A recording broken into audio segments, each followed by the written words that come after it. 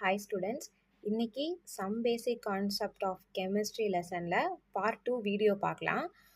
Last வீடியோவில் வந்து நம்ம 6 டாபிக் கவர் பண்ணோம். இன்னைக்கு வந்து ஒரே டாபிக் தான் கவர் பண்ண போகிறோம்.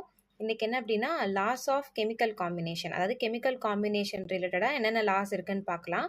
மொத்தம் 5 லா இருக்குது. அதுக்கான ப்ராப்ளமையும் நம்ம இந்த வீடியோவில் சால்வ் பண்ணலாம். ஃபஸ்ட்டு லா என்ன அப்படின்னா law of conservation of mass. இது நிறைய பேருக்கு தெரிஞ்சது தான். இதில் என்ன சொல்லியிருக்காங்கன்னா the state that matter can neither be created nor be destroyed in chemical reaction. அதாவது மேட்டர், அதாவது இந்த பார்ட்டிக்கலை நம்ம என்ன பண்ண முடியாதுன்னா, பார்ட்டிக்கலுடைய மாஸ் என்ன பண்ண முடியாது அப்படின்னா நம்மளால் கிரியேட் பண்ண முடியாது, டெஸ்ட்ராய் பண்ண முடியாது. அப்போனா எப்படி தான் இருக்கும் அப்படின்னா அதர் ஃபார்முக்கு வேணால் மாறுமே தவிர அதோடைய மாஸ் ரெண்டுமே ஈக்குவலாக இருக்கும் அப்படிங்கிறாங்க. இதுக்கு நம்ம ஒரு எக்ஸாம்பிள் வச்சு பார்க்கலாம். இப்போது ஏங்கிற ஒரு ரியாக்டன்ட் பிங்கிற ஒரு ரியாக்டன்ட் கூட சேரும்போது நம்மளுக்கு சிடி அப்படின்ட்டு 2 ப்ராடக்ட் கிடைக்குது, வித்தியாசமான 2 ப்ராடக்ட் வந்து கிடைக்குது. இப்போ அதோடைய மாஸை கால்குலேட் பண்ணலாம். இப்போ ஏங்கிற ரியாக்டன்ட்டுக்கு ஏ கிராம் இருக்குது, பிங்கிற ரியாக்டன்ட்டுக்கு வந்து பி கிராம் இருக்குது.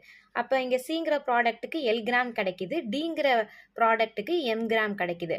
இதை எப்படி பார்க்கலாம் அப்படின்னா, ஃபார் எக்ஸாம்பிள் இப்போ ஏ கிராம் வந்து 5 கிராம்னு வச்சுக்குவோம், பி கிராமும் 5 கிராம். அப்போ டோட்டலாக ரியாக்டன்ட் சைடு எத்தனை கிராம் இருக்குது? 10 கிராம் இருக்கா? இப்போ அதுவே நம்மளோட ப்ராடக்டை கவனிக்கலாம். இந்த எல் கிராமுங்கிறத 7 கிராம்னு எடுத்துக்கலாம், எம் கிராமுங்கிறத வந்து 3 கிராம்னு எடுத்துக்கலாம். அப்போ ப்ராடக்ட் சைடு எவ்வளோ கிடைக்குது? 10 கிராம் கிடைக்குது. அப்போ ரியாக்டன்ட் சைடு இருந்த மாஸ் வந்து ப்ராடக்டாக மாறும்போது வேறு ஃபார்முக்கு போகுது, வேறு மாதிரி நம்பர் கிடைக்குது. ஆனால் நம்ம ரெண்டுத்தையும் ஆட் பண்ணும்போது நம்மளுக்கு ஈக்குவல் மாஸ் கிடைக்குது. அதுதான் வந்து law of conservation of mass. இப்போ இது ரிலேட்டடாக ஒரு ப்ராப்ளம் சால்வ் பண்ணலாம். How much mass of silver nitrate will react with 5.85 gram of sodium chloride to produce 14.35 gram of silver chloride and 8.5 gram of sodium nitrate if law of conservation of mass is followed? இப்போ இந்த கொஸ்டினில் law of conservation of mass use பண்ணி silver நைட்ரேட்டோடைய mass எவ்வளோ அப்படிங்கிறத நம்ம கண்டுபிடிக்க சொல்லியிருக்கிறாங்க. First என்ன?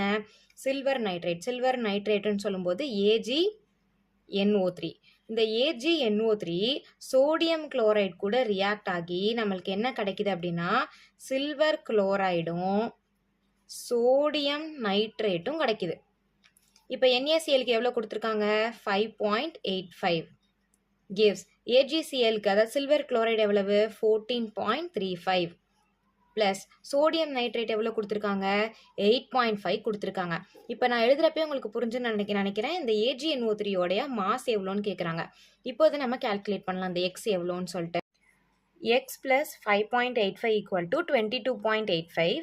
இப்போ நம்மளுக்கு எக்ஸ் வேல்யூ வேணுங்கிறனால 5.85 அந்த 22.85ஓட மைனஸ் பண்ணும்போது நம்மளுக்கு 17ங்கிற ஆன்சர் கிடைக்கும். அப்போ சில்வர் நைட்ரேட்டோட மாஸ் எவ்வளோ அப்படின்னா 17ங்கிறது ஆன்சர். இப்போது அடுத்த லாக்கு போகலாம். லா ஆஃப் டெஃபினைட் ப்ரொப்போர்ஷன், இல்லை இதுக்கு இன்னொரு பேர் இருக்குது, கான்ஸ்டன்ட் ப்ரொப்போர்ஷன் சொல்லிட்டு. ஸோ இதையும் ஞாபகம் வச்சுக்கோங்க. இப்போ இந்த லா என்ன சொல்லுதுன்னு பார்க்கலாம். According to this law a pure compound always consists of the same elements combined together in fixed proportion by weight irrespective of its source. இதில் என்ன சொல்கிறாங்க அப்படின்னா, இப்போ நம்மளுக்கு ஒரு பியோர் காம்பவுண்ட் எப்படிப்பட்ட ஒரு எந்த ஒரு சோர்ஸ்லேருந்து வேணாலும் வந்திருக்கலாம், அது வந்து நம்மளுக்கு முக்கியம் கிடையாது. ஆனால் அது இன்னொரு எலமெண்ட் கூட சேரும்போது அது எப்போவுமே எப்படி தான் சேரும் அப்படின்னா ஒரு ஃபிக்ஸ்டு ப்ரொப்போர்ஷன் கூட தான் சேரும் அப்படிங்கிறாங்க. இப்போ ஃபார் எக்ஸாம்பிள் இப்போ CO சேரும்போது அது CO2 தான் கிடைக்கும். அந்த மாதிரி ஒரு ஃபிக்ஸ்டு ப்ரொப்போர்ஷன் தான் நம்மளுக்கு கிடைக்கும். அதோட வெயிட்டை பேஸ் பண்ணி ஒரு பியோர் காம்பவுண்ட் இன்னொரு எலமெண்ட் கூட சேம் எலமெண்ட் கூட சேரும்போது நம்மளுக்கு ஒரு ஃபிக்ஸ்டு ப்ரொப்போர்ஷன் கிடைக்குது அப்படிங்கிற மாதிரி இந்த லா சொல்கிறாங்க. இப்போ அதுக்கு எக்ஸாம்பிள் பார்க்கலாம். எஸ்ஸும் ஓவும் ஆக்சிஜனும் கம்பைன் ஆகுது. அப்போ நம்மளுக்கு என்ன கிடைக்குதுன்னா SO2 கிடைக்குமா. இப்போ இதோடைய வெயிட், இதோட மோலார் மாஸ், அங்கே கொஷின் நம்ம கவனிக்கணும். இப்போ மோலார் மாஸும் நம்ம கன்சிடர் பண்ணலாம், இல்லை அவங்க வெயிட் கொடுத்துருந்தாங்கன்னா அதையும் கூட நம்ம கன்சிடர் பண்ணலாம். இப்போ மோலார் மாஸ் எடுத்துக்கலாம். சல்ஃபருக்கு 32, ஆக்சிஜனுக்கும் 32. இதை நம்ம ரேஷியோ எடுக்கும்போது, இதோட வெயிட்டை ரேஷியோ எடுக்கும்போது நம்மளுக்கு என்ன கிடைக்குது அப்படின்னா 1:1 அப்படிங்கிற ரேஷியோ வந்து நம்மளுக்கு கிடைக்குது. இப்போ இது சம்மந்தமாக ஒரு கொஷின் பார்க்கலாம். In an experiment 2.4 gram of iron oxide on reduction with the hydrogen gave 1.68 gram of iron. In another experiment 2.7 gram of iron oxide gave 1.89 gram of iron on reduction. Which law illustrated from the above data? So இந்த கொஷினுக்கு எந்த லா வந்து கரெக்டாக இருக்கும் அப்படிங்கிற மாதிரி question கேட்குறாங்க. இப்போ இதில் வந்து 2 எக்ஸ்பெரிமெண்ட் கொடுக்குறாங்க. அந்த 2 எக்ஸ்பெரிமெண்ட்டை நம்ம இங்கே எழுதிக்கலாம். இப்போது ஃபஸ்ட்டு எக்ஸ்பெரிமெண்ட்டு, இன்னொன்று செகண்ட் எக்ஸ்பெரிமெண்ட்டு. ஃபஸ்ட்டு எக்ஸ்பெரிமெண்ட்டில் என்ன பண்ணுறாங்கன்னா அயன் ஆக்சைடு இங்கே கொடுத்துருக்காங்க இல்லையா, அயன் ஆக்சைடை வந்து என்ன பண்ணுறாங்க, ரெடியூஸ் பண்ணுறாங்க. ஹைட்ரஜன் கொடுத்து ரெடியூஸ் பண்ணும்போது, ரெடியூஸ் பண்ணாலே என்ன ஆகும்னா ரிமூவல் ஆஃப் ஆக்சிஜன், நம்மளுக்கு என்ன கிடைக்கும், அயனும் ஆக்சிஜனும் நம்மளுக்கு கிடைக்கும். அதே மாதிரி ரெண்டாவது எக்ஸ்பெரிமெண்ட்லேயும் சேம் அதே தான், அயன் ஆக்சைடு எடுக்கிறாங்க, அது என்ன பண்ணுறாங்கன்னா ரெடியூஸ் பண்ணுறாங்க. அப்போயே நம்மளுக்கு என்ன கிடைக்கும், அயனும் ஆக்சிஜனும் நம்மளுக்கு கிடைக்கும். இப்போது ஃபஸ்ட்டு எக்ஸ்பெரிமெண்ட்டில் அயன் ஆக்சைடோடைய கிராம் எவ்வளோ கொடுத்துருக்காங்கன்னா இது 2.4 கிராமா. அப்போ அயன் எவ்வளோவா இருக்கும் அப்படின்னா, அயன் எங்கே கொடுத்துருக்காங்க, அங்கேயே கொடுத்துருக்காங்க 1.68. அடுத்து இங்கே செகண்ட் எக்ஸ்பெரிமெண்ட்டில் ஆக்சிஜன் அயன் ஆக்சைடோடது எவ்வளோ அப்படின்னா 2.7 கிராம், அயனோடது எவ்வளோ அப்படின்னா 1.89. ஸோ இந்த டேட்டா தான் நம்மளுக்கு கொடுத்துருக்காங்க. இதை பேஸ் பண்ணி நம்ம எந்த லான்னு ப்ரூவ் பண்ணலாம். இப்போ நம்ம ஃபஸ்ட்டு ஆக்சிஜனுக்கு கண்டுபிடிச்சிக்கலாம். அயனுக்கு கொடுத்துட்டாங்க, அப்போ ஆக்சிஜன் கண்டுபிடிக்கணும்னா நம்ம law of conservation of mass use பண்ணும்போது இந்த 2.4 கிராமில் 1.68 கிராமை வந்து நம்ம மைனஸ் பண்ணுறோம் அப்படின்னா இப்போ ஆக்சிஜனுக்கு எவ்வளோ அப்படின்னு ஃபஸ்ட்டு கண்டுபிடிச்சிக்கலாம். அதுக்கு நம்ம என்ன பண்ணணும், 2.4 கிராமில் 1.68 வந்து நம்ம மைனஸ் பண்ணணும். அப்படி மைனஸ் பண்ணோம் அப்படின்னா 0.72 கிடைக்கும். அதே மாதிரி இந்த சைட் பண்ணிக்குவோம், நம்மளுக்கு ஆக்சிஜன் வேணும், அதனால் 2.7லேருந்து 1.89 நம்ம என்ன பண்ணலாம், மைனஸ் பண்ணலாம். ஸோ மைனஸ் பண்ணால் நம்மளுக்கு என்ன கிடைக்கும் அப்படின்னா 0.81 கிடைக்கும். ஸோ இதுக்கு வந்து 0.72, இதுக்கு வந்து 0.81 அப்படிங்கிறது நம்மளுக்கு கிடச்சிருச்சு. இப்போ நம்ம என்ன பண்ணலாம், இப்போ நம்மளுக்கு தெரியுது அயன் ஆக்சிஜன் கூட சேரும்போது நம்மளுக்கு என்ன கிடச்சிருக்கு, அயன் ஆக்சைடு. அதே மாதிரி அயன் ஆக்சிஜன் கூட சேரும்போது நம்மளுக்கு அயன் ஆக்சைடு தான் கிடச்சிருக்கு. அது எப்படிப்பட்ட சோர்ஸில் இருந்து வேணாலும் வந்திருக்கலாம். இங்கே பாருங்கள் வெயிட் சேஞ்ச் ஆயிருக்கு, ஆனால் நம்மளுக்கு ஃபைனல் ப்ராடக்ட் என்ன கிடச்சிருக்கு அப்படின்னா அயன் ஆக்சைடு தான் வந்து கிடச்சிருக்கு. அப்போ இதுலேருந்து நம்மளுக்கு ஒரு ஐடியா வந்திருக்கும், அது வந்து லா ஆஃப் டெஃபினைட் ப்ரொபோர்ஷன் அப்படின்னு சொல்லிட்டு. ஸோ அப்படி அது கரெக்டு தானா அப்படின்னு நம்ம ப்ரூவ் பண்ணுறதுக்கு என்ன பண்ணலாம் அப்படின்னா அயன் அப்புறம் ஆக்சிஜனுடைய மாஸை வந்து நம்ம டிவைட் பண்ணி பார்க்கலாம், வெயிட்டை வந்து நம்ம டிவைட் பண்ணி பார்க்கலாம் கரெக்டாக வருதா அப்படின்னு. இதில் கிடைக்கிற அந்த ரேஷியோட வெயிட்டோட ஆன்சரும் இங்கே கிடைக்கிற அந்த செகண்ட் எக்ஸ்பெரிமெண்ட்டில் கிடைக்கிற ரேஷியோட ஆன்சரும் நம்மளுக்கு ஈக்குவலாக இருந்துச்சு அப்படின்னா இது லா ஆஃப் டெஃபினைட் ப்ரொபோர்ஷன். அப்போ எக்ஸ்பெரிமெண்ட் ஃபஸ்ட்டுக்கு FE/O, அப்போ என்ன பண்ணலாம் 1.68 by 0.72.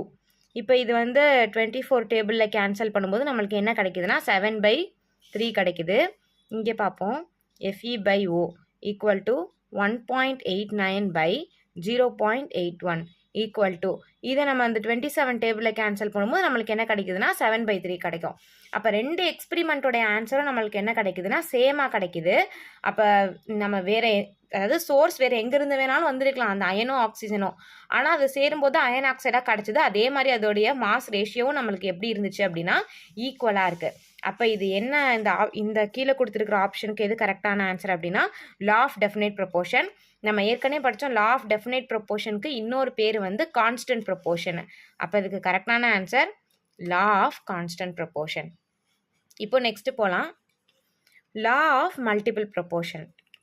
When two elements to form two or more compounds, the masses of one of the elements which combine with a fixed mass of other bear a simple whole number ratio. இப்போ இதுக்கு முன்னாடி என்ன பார்த்தோன்னா ஒரு pure compound ஒரு element கூட சேரும்போது fixed proportion கூட சேரும் அப்படின்ட்டு. இப்போ அதே மாதிரி தான் இப்போ கார்பனுங்கிற ஒரு ஆள் வந்து ஆக்சிஜன் கூட சேரும்போது நம்மளுக்கு வெறுமனே CO2 மட்டும் கிடைக்க போகிறதில்ல, கார்பன் டை ஆக்சைடு மட்டும் கிடைக்க போகிறதில்ல, கார்பன் மோனாக்சைடும் கிடைக்கும். அதோடைய மாசம் எப்படி இருக்குன்னா கரெக்டாக இருக்கும், சிம்பிள் ஹோல் நம்பர் ரேஷியோவில் வந்து இருக்கும் அப்படின்னு சொல்கிறது லா ஆஃப் மல்டிபிள் ப்ரொப்போர்ஷன். இப்போ ஃபார் எக்ஸாம்பிள் இப்போ CO2ல கார்பனோட மோலார் மாஸ் 12, ஆக்சிஜனுடைய மோலார் மாஸ் 32. அடுத்ததில் வந்து C+O நம்மளுக்கு கார்பன் மோனாக்சைடு கிடைக்கலாம். இப்போ அதில் நம்மளுக்கு என்ன கிடச்சிருக்குன்னா கார்பனுக்கு வந்து 12, ஆக்சிஜனுக்கு வந்து 16. இப்போது நம்மளுக்கு 12 ஏன்னா கார்பன் தான் இப்போ ஆக்சிஜன் கூட சேரும்போது CO2 CO கிடைக்குது. இப்போ 12 வந்து கேன்சல் பண்ணால் 1:1. அதே மாதிரி 32/16 கேன்சல் பண்ணால் நம்மளுக்கு என்ன கிடைக்குது அப்படின்னா, இப்போ 32/16 கேன்சல் பண்ணால் நம்மளுக்கு 2/1, இல்லை நம்ம 16/32 எப்படி வேணாலும் பண்ணிக்கலாம், 1/2. அப்போ ஒரு சிம்பிள் ஹோல் நம்பர் ரேஷியோவில் வந்து இதோட வேல்யூ வந்து எக்ஸிஸ்ட் ஆகும். ஸோ இது வந்து லா ஆஃப் மல்டிபிள் ப்ரொபோர்ஷன். அதாவது 2 எலமெண்ட் வந்து சேரும்போது 2 இல்லைனா அதுக்கு மேற்பட்ட காம்பவுண்டை வந்து ஃபார்ம் பண்ணலாம். அப்படி ஃபார்ம் பண்ணும்போது 2 பேருக்கும் ஒரு ஃபிக்ஸ்டு மாஸ் இருக்கும். அந்த ஃபிக்ஸ்டு மாஸை நம்ம ரேஷியோ எடுக்கும்போது அது சிம்பிள் ஹோல் நம்பர் ரேஷியோவில் வந்து எக்ஸிஸ்ட் ஆகும் அப்படின்னு சொல்கிறது law of multiple proportion. So இது சம்மந்தமாக நம்ம ஒரு கொஷின் பார்க்கலாம்.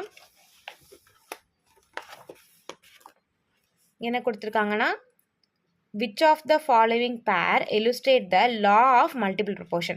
So law of multiple proportion அப்படின்னா 2 காம்பவுண்டும் ஒரே மாதிரி இருக்கும். இப்போ ஃபார் எக்ஸாம்பிள் 2 காம்பவுண்ட் இருக்கணும், அதில் 2 காம்பவுண்ட் இருந்தால் அது அதுக்கு மேற்பட்ட காம்பவுண்டை வந்து இல்லை ஒரு 2 இல்லைனா அதுக்கு மேற்பட்ட காம்பவுண்டை வந்து ஃபார்ம் பண்ணலாம். இப்போ ஃபஸ்ட்டு பார்த்தோம்னா PH3 HCl. இதில் வந்து 3 பேர் இருக்காங்க. P இருக்குது, H இருக்குது, Cl இருக்குது. இது 3 பேர். அப்போ இந்த லா வந்து ஒபே கிடையாது. ரெண்டாவது பேரை கவனிப்போம். PbO அப்புறம் PbO2. அதாவது பிபிங்கிறது ஒரு ஆள் லெட்டு, அதுக்கப்புறம் இன்னொன்று வந்து ஆக்சிஜன். இதில் 2 பேர் மட்டும்தான் இருக்குது. இப்போ 2 பேர் சேர்ந்து என்ன பண்ணுறாங்கன்னா ரெண்டு விதமான காம்பவுண்ட்ஸை உருவாக்குறாங்க. அது அதுக்கும் மேற்பட்டதை உருவாக்கலாம். ஆனால் இங்கே நம்ம ஆப்ஷனில் 2 தான் கொடுத்துருக்காங்க. இப்போ நெக்ஸ்ட்டு இப்போ இதில் கவனிச்சோம் அப்படின்னா H2S இன்னொன்று SO2. இதில் ஹைட்ரஜன் இருக்குது, சல்ஃபர் இருக்குது, அதுக்கப்புறம் ஆக்சிஜன். இப்போ ஃபஸ்ட்டு கேஸில் பார்த்தோன்னா பாஸ்பர் இருக்குது, ஹைட்ரஜன் இருக்குது, குளோரின் இருக்குது. ஆனால் நம்மளுக்கு வந்து 2 காம்பவுண்ட் தான் ஃபார்ம் ஆகணும். அப்போ இது கிடையாது. அடுத்து இதில் பார்த்தோன்னா PbO, பிபியும் ஓவும் இருக்குது. அப்போ 2 பேர் தான் இருக்காங்க. அப்போ இது வரலாம். அடுத்து நெக்ஸ்ட்டு இதை கவனிச்சோம் அப்படின்னா HSO 3 பேர் இருக்காங்க. அப்போ இது வராது. இதில் கவனிச்சோன்னா Cu, Cl, SO 4 பேர் இருக்காங்க. அப்போ என்ன ஆகாதுன்னா இதுவும் வராது. அதாவது 2 காம்பவுண்ட் சேர்ந்து 2 இல்லைனா அதுக்கு மேற்பட்ட காம்பவுண்ட் 2 காம்பவுண்ட் தான் சேரணும். அப்போ அதுபடி பார்த்தா நம்மளுக்கு எது கரெக்டான ஆன்சர்னா ஆப்ஷன் பி. அடுத்த வந்துடலாம், கே-லுசாக் லா. இதில் when gases react together there exists a simple whole number ratio between the volume of the reacting gases and that of the gaseous product provided all volume are measured under the same condition of temperature and pressure. So இதில் என்ன ஒரு meaning சொல்கிறாங்கன்னா, இப்போ வந்து நம்மளுக்கு தெரியும் reactant gives product. இது வந்து ஒன்லி கேசியஸ் மாலிகுல்ஸ் ஆட்டம்ஸ்க்கு மட்டும்தான் ஒபே ஆகும். ஸோ இப்போ ஒரு கேசியஸ் ரியாக்டன்ட் கண்டிப்பாக இப்போ ஒரு கேசியஸ் ப்ராடக்டை வந்து நம்மளுக்கு கொடுக்குது. இப்போ இந்த கேசியஸ் ரியாக்டன்ட்டில் நம்ம எடுக்கக்கூடிய அந்த கேஸஸ்க்கு வந்து ஈக்குவலான டெம்பரேச்சர் அண்ட் ப்ரெஷர் கான்ஸ்டண்ட்டாக நம்ம அப்ளை பண்ணும்போது அது ஒரு ப்ராடக்ட் கொடுக்கும். நல்லா கவனிச்சுக்கோங்க, ரியாக்டிங் கேஸ்க்கு நம்ம ஒரு சேம் கண்டிஷனில் இல்லைனா constant temperature and pressure apply பண்ணும்போது நம்மளுக்கு என்ன கிடைக்கும் அப்படின்னா ஒரு ப்ராடக்ட் கிடைக்கும். அந்த ப்ராடக்ட்டுக்குன்னு என்ன இருக்குன்னா ஒரு வால்யூம் இருக்கும், ரியாக்டிங் கேஸுக்கும் ஒரு வால்யூம் இருக்குது. அப்போ இந்த 2 பேருடைய வால்யூமும் எப்படி சொல்கிறாங்கன்னா, நம்ம அதை ரேஷியோ எடுக்கும்போது இப்போ ரியாக்டிங் சைடுக்குன்னு நம்ம ஒரு ரேஷியோ எடுக்கும்போது அது ஒரு சிம்பிள் ஹோல் நம்பரில் இருக்குமா, அதே மாதிரி ப்ராடக்ட் சைடு நம்ம ரேஷியோ எடுக்கும்போது அதுவும் அதோடைய வால்யூம் எப்படி இருக்கும் அப்படின்னா சிம்பிள் ஹோல் நம்பர் ரேஷியோவில் வந்து எக்ஸிஸ்ட் ஆகுமா. இப்போ அது சம்மந்தமாக ஒரு கொஷின் பார்க்கலாம். which of the following law of chemical combination is satisfied by the figure? So இப்போ ஃபஸ்ட்டு ஒரு க்யூப்பில் என்ன கொடுத்துருக்காங்கன்னா 1 வால்யூம் ஆஃப் ஹைட்ரஜன், அடுத்து 1 வால்யூம் ஆஃப் ஹைட்ரஜன், அது வந்து 1 வால்யூம் ஆஃப் ஆக்சிஜன் கூட கம்பைன் ஆகும்போது நம்மளுக்கு 2 வால்யூம் ஆஃப் வாட்டர் வேப்பர் வந்து கிடைக்குது. எப்படி சொல்கிறாங்க 1, அப்போ ஹைட்ரஜன் மொத்தம் அந்த சைடு எவ்வளவு 2 வால்யூம். அப்போ 2 வால்யூம் ஆஃப் ஹைட்ரஜன் வந்து 1 வால்யூம் ஆஃப் ஆக்சிஜன் கூட சேரும்போது நம்மளுக்கு 2 வால்யூம் ஆஃப் வாட்டர் வேப்பர் கிடைக்குது. இப்போ இந்த ரியாக்டிங் சைடில் இருக்கக்கூடிய இதை மோல்ஸை வால்யூம்ஸ் இதை நம்ம வால்யூமாக கன்சிடர் பண்ணுறோம் மோல்ஸை. இதை நீங்கள் நம்ம ரேஷியோ எடுங்க 2:1. அதே மாதிரி இந்த சைடு எடுங்க 2, எதுவும் இல்லை. ஸோ அப்போ இது 2:1. அப்போ 2 பேருடைய சைடும் எப்படி இருக்குன்னா ஈக்குவலாக இருக்குது, சிம்பிள் ஹோல் நம்பர் ரேஷியோவில் வந்து எக்ஸிஸ்ட் ஆகும். அப்போ இந்த ஆப்ஷனுக்கு படி எந்த லா கரெக்டான ஆன்சர்னா கேசியஸ்னாலே நம்ம எதை டிக் பண்ணலாம் அப்படின்னா கே-லுசாக் லாவை டிக் பண்ணிடலாம். அடுத்து last law Avogadro law. Avogadro லாவில் it state that equal volume of all gases under the same temperature and pressure condition contain equal number of molecules. இப்போ நம்ம for example ஆக்சிஜன், அடுத்து வேறு என்ன எடுக்கலாம், ஆக்சிஜன் எடுக்கலாம், நைட்ரஜன். ஸோ இந்த மாதிரி கேஸஸ் எடுத்துக்கிட்டோம். இந்த கேஸஸ்க்கு நம்ம என்ன பண்ணுறோன்னா சேம் டெம்பரேச்சர் அண்ட் ப்ரெஷர் வந்து அப்ளை பண்ணுறோம். அந்த same temperature and pressure apply பண்ணும்போது இது என்ன தான் வேறு வேறு கேஸாக இருந்தாலும் இந்த 2 பேருக்குள்ள நம்பர் ஆஃப் மாலிகுல்ஸ் எப்படி இருக்கும் அப்படின்னா ஈக்குவலாக இருக்கும் அப்படின்னு சொல்கிறாங்க. மறுபடியும் சொல்கிறேன், இப்போ 2 கேஸ் இருக்குது. நான் அந்த 2 கேஸை இதையும் 5 லிட்டர் எடுக்கிறேன், இதையும் 5 லிட்டர் எடுக்கிறேன். ஈக்குவல் வால்யூமாக 2 விதமான கேஸை நான் எடுத்துக்கிறேன். அந்த 2 விதமான கேஸுக்கும் ஒரே மாதிரியான டெம்பரேச்சர், ஒரே மாதிரியான டெம்பரேச்சரும் ஒரே மாதிரியான ப்ரெஷரும் நான் வந்து கொடுக்குறேன். அப்படி கொடுக்கும்போது 2 பேருக்குள்ளே எவ்வளோ மாலிகுல்ஸ் இருக்குன்னா ஈக்குவல் நம்பர் ஆஃப் மாலிகுல்ஸ் தான் இருக்கும். இதுலேயும் அவகேட்ரா நம்பர் தான் மாலிகுல்ஸ்னால் இங்கே அவகேட்ரா நம்பர்னு கன்சிடர் பண்ணலாம். இதுலேயும் நம்மளுக்கு எவ்வளோ கிடைக்க போகுது, இது ஃபார் எக்ஸாம்பிளுக்கு ஈக்குவல் நம்பர் ஆஃப் மாலிகுல்ஸ் தான் நம்மளுக்கு கிடைக்கும் அப்படிங்கிறது அவகேட்ராஸ்லா. இது சம்மந்தமாக நெக்ஸ்ட் வீடியோவில் நம்ம கொஷின் பார்க்கலாம். இந்த வீடியோ பிடிச்சிருந்துச்சுன்னா லைக் பண்ணி ஷேர் பண்ணுங்கள். அடுத்த பார்ட் வீடியோவில் மோல் கான்செப்டை பற்றி கிளியராக பார்க்கலாம். தேங்க்யூ.